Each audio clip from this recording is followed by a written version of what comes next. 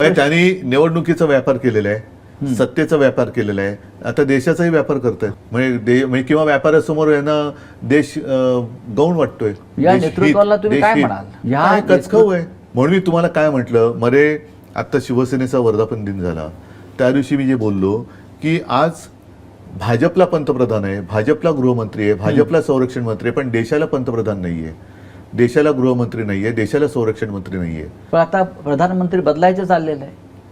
आता त्यांच्यावरती मोदींना 75 वर्ष पूर्ण होत आहेत. 75ची शाल भागवतजींनी घातलेली आहे. हो, कारण त्यांनी एक नियम केलेला आहे त्यांच्या पक्षामध्ये की ज्याला 75 वर्ष झाले त्यांना कोणत्याही सत्तेच्या पदावर राहण्याचा अधिकार नाही. मग ते मुरली मनोहर जोशी असतील किंवा जसवंत सिंग होते, बोले तैसा चाले आहे, अडवाणी होते, वाकडी यांची पावले, हे कळेल आता. कारण मोहनराव भागवत हे त्या सगळ्यांचे प्रमुख आहेत. या सगळ्या भाजप ते पण 75 वर्षाचे ते स्वतः निवृत्त होण्याच्या विचारामध्ये आहेत. त्यांनी स्वतःच सांगितलं आहे. अशा वेळेला पंतप्रधान मोदींनी त्यांचा जो शब्द आहे 75 वर्षांनंतर निवृत्त होण्याचा, तो ते पाळतील असं वाटतं का? म्हणून मी म्हटलं ना, बोले तैसा चाले, त्याची वंदावी पावले का वाकडी पडती पावले हे आता कळेल. मग मोदी आणि कदाचित ते निवृत्ती जाहीर करतील. बरं, पण मग परत तुमचं मी मन कसं मोडणार?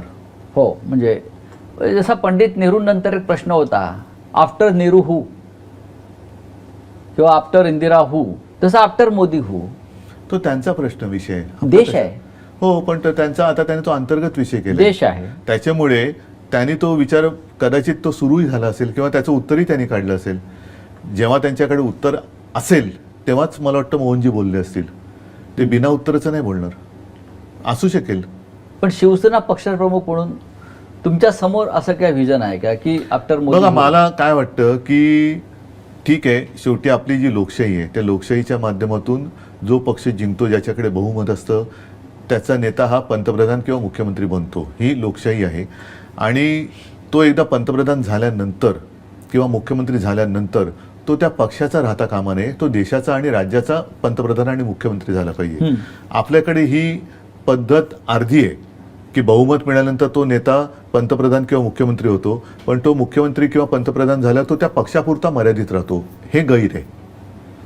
तुम्ही देशाचे पालक आहात, तुम्ही राज्याचे पालक आहात, तुम्ही त्या संविधानाची शपथ घेतल्यानंतर सर्वांशी समानतेने वागेन ही शपथ आहे. मी पण मुख्यमंत्री म्हणून घेतली आहे आणि मला असं वाटतं मी तसा वागण्याचा प्रयत्न केला. वागलो की नाही तुम्ही सांगायचं.